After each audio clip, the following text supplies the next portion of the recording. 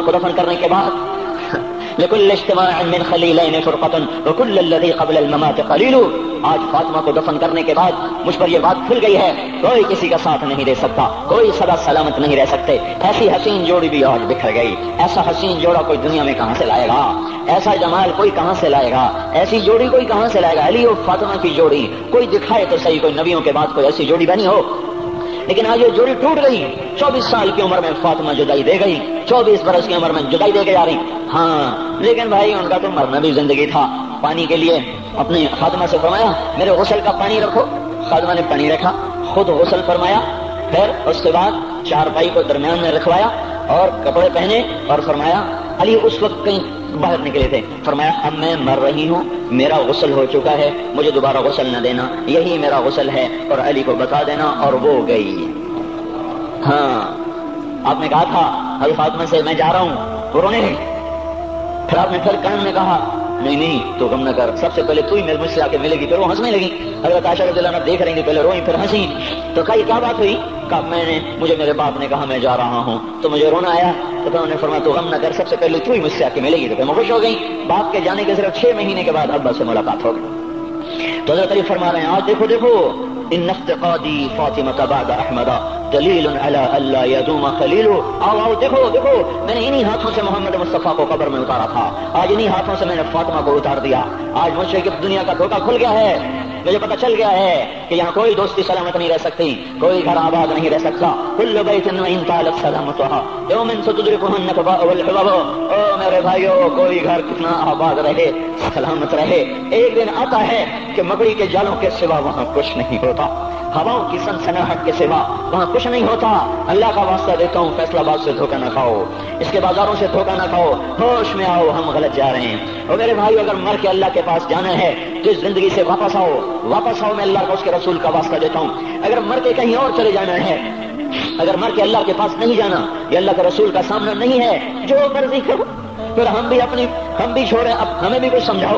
ہم کیوں بول کے گلے کی ایک رگ میں درد اتار بیٹھے؟ گھر چھوڑ سارا وجود ہڈیوں میں درد اتر گیا ہے. تو کوئی ہمیں بھی راستہ بتاؤ کہ یہ راستہ ہے، اس پہ موج میلہ بھی ہوگا، اللہ بھی نہیں ملے گا. آؤ ہم سب تم ہم بھی مل کر تمہارا ساتھ دیں. ہم کیوں ایسے کھاری اٹھائے ہوئے در کی ٹھوکریں کھاتے کر رہے ہیں میرے بھائیو؟ اور اگر ایسا کوئی راستہ نہیں ہے، وہ میں بتا رہا ہوں کوئی نہیں ہے. میرے پاس کوئی مضمون نہیں بیان کرنے کو.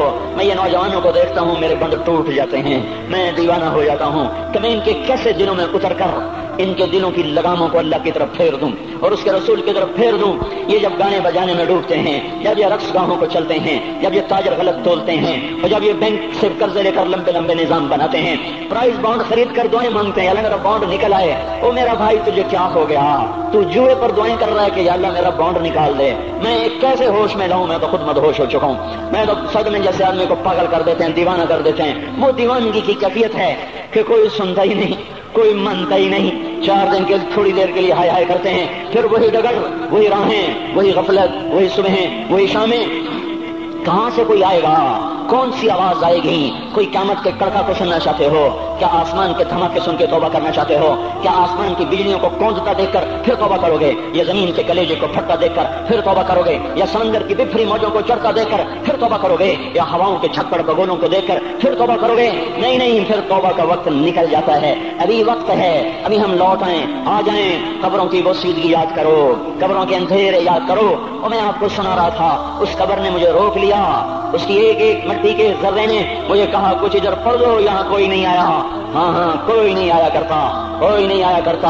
یہاں علی فاطمہ جدا ہو گئے، باقی کون ہمیشہ رہ سکتا ہے؟ اور جب جدائیاں ہوتی ہیں پھر کیا ہوتا ہے؟ کأن لم تکن بینی وبینک خلۃ ولا حسن ود مرۃ فی التبادل. پھر ایسا ہوتا ہے جب جدائیاں ہو جاتی ہیں پھر یوں ہوتا ہے کہ جیسے کبھی کوئی آیا ہی نہ تھا، کوئی مل بیٹھا ہی نہ تھا، کوئی ماں نہ تھی، کوئی باپ نہ تھا، کوئی بھائی نہ تھا، کوئی سنگی نہ تھا، کوئی ساتھی نہ تھا. اس طرح انسان بھلا دیتا ہے اپنے جھمیلوں میں گم ہو کر، ہنسی مذاق میں گم ہو کر. میں اس قبر میں کھڑا پڑھتا جا رہا ہوں. اس کا قدبہ ٹیڑھا ہو چکا ہے زمانے کی گردش نے اور ماضی کے بے رحم گردش نے اس کے سارے قدبے کو کالا کر دیا تھا. مجھے تجسس ہوا، میں دیکھوں یہ ہے کون جس کی قبر نے مجھ جیسے اجنبی کو رونے پہ مجبور کر دیا اور مجھے کھڑا کر دیا. میں قریب ہوا، میں نے جھاڑا تو پر لکھا ہوا تھا اللہ اکبر، رستم ہند امام بخش. رستم ہند جس کے لیے مہاراج قالین بچھاتے، جس کو ہاتھیوں پہ سوار کروا کے لایا جاتا تھا، جس کے آگے پیچھے ڈھول بجتے تھے، جیسے آج کل یہ کرکٹ کے کھلاڑیوں کے آگے پیچھے خلقت ہوتی ہے، یہ وہ دور تھا جب پہلوانوں کے آگے پیچھے خلقت ہوتی تھی۔ آج اس کی قبر ویران ہو کر کہہ رہی ہے کوئی ادھر بھی تو پڑھ کے جب چلتا جائے، کوئی یہاں بھی تو کچھ تحفہ دیتا جائے۔ میرے محترم بھائیو، جب موت آئے گی تو کوئی اولاد یاد نہ کرے گی، کوئی ماں باپ یاد نہ کریں گے، مائیں لال بھول جاتی ہیں، ماؤں کو بچے بھول جاتے ہیں، ماؤں کو بچے بھول جاتے ہیں، باپ اولادیں بھول جاتے ہیں، بیویوں کو خامن مل جاتے ہیں، خامدوں کو بیویاں مل جاتی ہیں، یاروں کو یار مل جاتے ہیں، وہ تو ہم ہیں جو جا کے تہہ خاک سو جاتے ہیں، اکیلے تنہا زندگی کا سفر شروع ہو جاتا ہے۔ علی بن ابی طالب جیسا شاہ سوار، اللہ تعالیٰ کا مکرم محبوب انسان، جس کو اللہ کے نبی نے کہا علی تجھے بشارت ہو جنت میں تیرا گھر میرے گھر کے سامنے ہوگا، اتنی بڑی بشارت، علی تجھے مبارک ہو جنت میں تیرا گھر میرے گھر کے سامنے ہوگا، اتنی بڑی بشارت کا لینے والا روزانہ کی آپ کی فریاد، مجھے تو پتہ نہیں کہ میرا یہ بیان قبول ہے کہ مردود ہے، آپ کو پتہ نہیں آپ کی آمد قبول ہے کہ مردود ہے، آج 25 روزے رکھتے ہوئے ہو گئے، کچھ پتہ نہیں، اللہ تعالیٰ قبول کرے گا یا رد کر دے گا، بڑی ذات ہے۔ آج تک زندگی میں کوئی ایک عمل بھی نظر نہیں آتا جس پر ہم دعویٰ کر سکیں یہ کام تو میرا اللہ کو بڑا پسند آئے گا اور میری بخشش کا سامان ہو جائے گا۔ ہم فقیر لوگ ہیں میرے بھائیوں، ہماری معیشت اتنی خراب نہیں ہوئی جتنا ہمارا ایمان خراب ہو گیا ہے۔ ہمارا فقیر اس کا چولہا ٹھنڈا ہوا ہے، ہمیں اس کا درد ہے، لیکن اس کے چولہے ٹھنڈے ہونے کا اتنا درد نہیں ہے جتنا اس کے ایمان کی انگیٹھیاں سرد ہو چکی ہیں، جتنا یہ درد ہے، کیونکہ یہ فقر مالداروں کو بھی حاصل ہے، یہ فقر پوری دنیا پہ چھا چکا، مالدار بھی فقیر ہیں، دکاندار بھی فقیر ہیں، تاجر زمیندار بھی فقیر ہیں، آج جو جتنا بڑا دنیا دار ہے وہ ایمان کا اتنا بڑا فقیر ہو چکا ہے، وہ بھکاری ہو چکا ہے، کچھ نہیں ہمارے پاس، کوئی دعویٰ نہیں زندگی بھر کے کسی ایک عمل پر، جن کو جنت کے پروانے مل گئے۔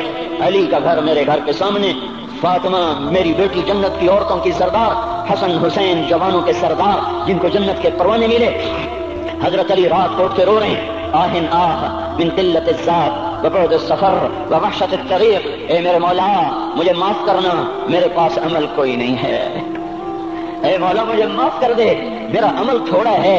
اور میں نے ابھی کیا کہا ہے، میں نے ابھی کیا بتایا آپ کو کہ علی کا گھر نبی کے گھر کے سامنے ہے، تو کچھ تو سوچو، کبھی تھوڑے عمل والا بھی دو جہان کے سردار کے گھر کے سامنے گھر بنا سکتا ہے؟ کبھی تھوڑے عمل والا اتنے مرتبے پہ جا سکتا ہے؟ وہ کیا کہہ رہے ہیں، یا اللہ میرا عمل تھوڑا ہے تو میرے پاس کیا ہے جس کا میں دعویٰ کروں، یا اللہ میرا عمل تھوڑا ہے، یا اللہ مجھے تنہا جانا ہے، یا اللہ راستہ بڑا خطرناک ہے، یا اللہ عمل کا توشہ تھوڑا ہے، اے میرے مولا مجھے معاف کر دے، مجھے معاف کر دے۔ یہ وہ ہیں جو